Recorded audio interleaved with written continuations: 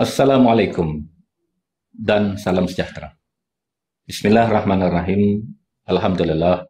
Salatu wassalamu ala Rasulillah. Di saat akhir kempen pilihan raya, sudah pasti terlalu banyak propaganda media barat sebelah, terutama terhadap Pakatan Rakyat.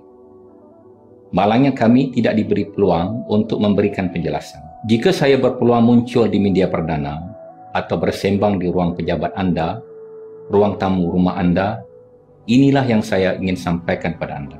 Putrajaya terkenal sebagai smart city kerana penduduknya terdiri dari warga kota bijak pandai, kaki tangan kerajaan dan mempunyai kesedaran sivil yang tinggi.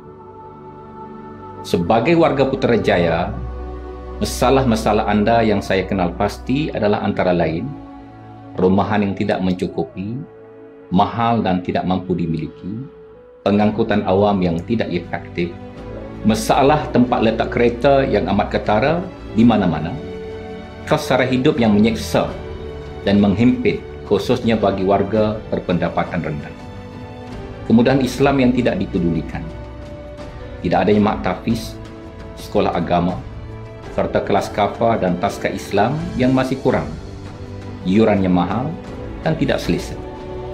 Sistem persekolahan sedia ada yang tidak diselaraskan dengan kelas kafah menyebabkan ibu bapa yang bekerja sentiasa terkejar-kejar. Kongkongan di mana-mana serta suara anda kurang didengari. Selama ini, BN mewakili anda di Putrajaya. Anda boleh menyaksikan sendiri pencapaian mereka. Namun, apa yang saya tawarkan untuk Putrajaya, ini bukan impian saya, tapi ini impian kita bersama. Impian yang boleh dicapai. Saya yakin, anda juga yakin, kita boleh lakukan. Ini Putrajaya. Let's do it. Bagi isu persekolahan, saya cadangkan sesi persekolahan pagi dan kelas kafah di sebelah petang dilakukan di premis yang sama. Dengan itu, ibu bapa yang bekerja tidak perlu terkejar-kejar mengambil anak mereka dari sekolah sesi pagi untuk dihantar ke sekolah kafah di premis lain di sebelah petang. Kalau kedua kelas ini diadakan di premis yang sama, anak-anak boleh makan tengah hari di kantin sekolah yang sedia ada. Pada jam 2.10 petang, mereka boleh memulakan kelas kafah. Pada sebelah petang habis kelas kafah, barulah ibu bapa boleh datang menjemput mereka untuk pulang.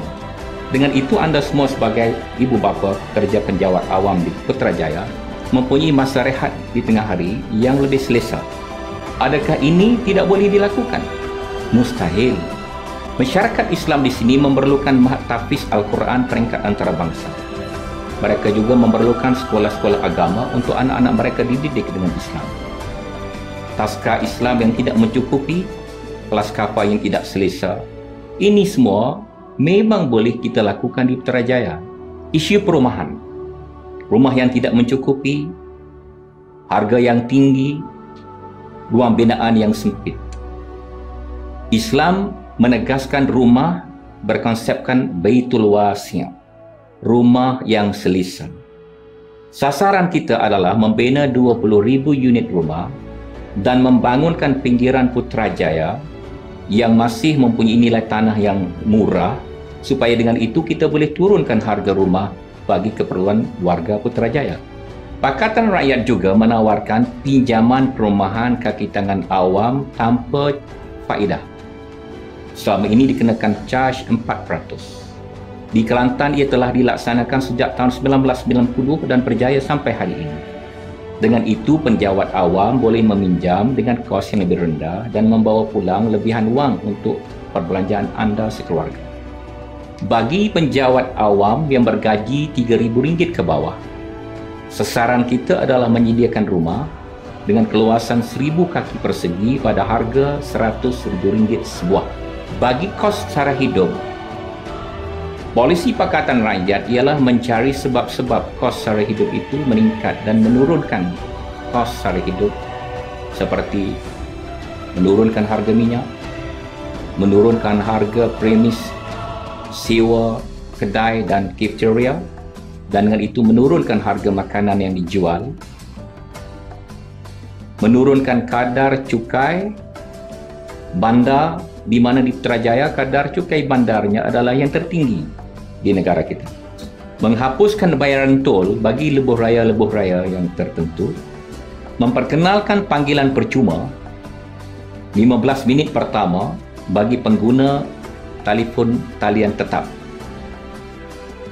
Seperti mana Kerajaan Pakatan Rakyat di Selangor memberikan 20 meter padu air percuma kepada rakyat Selangor, dan saya kira selepas berbincang dengan Kerajaan Pakatan Rakyat nanti, kita boleh luaskan konsep ini kepada warga Putrajaya. Isu tempat letak kereta yang tidak mencukupi boleh dibaca bersekali dengan kemudahan pengangkutan awam yang tidak cekap. Bandaraya Putrajaya harus setanding dengan kota-kota dunia yang lain seperti London, New York, Amsterdam, Tokyo, di mana pengangkutan awam adalah sangat cekap dan efisien.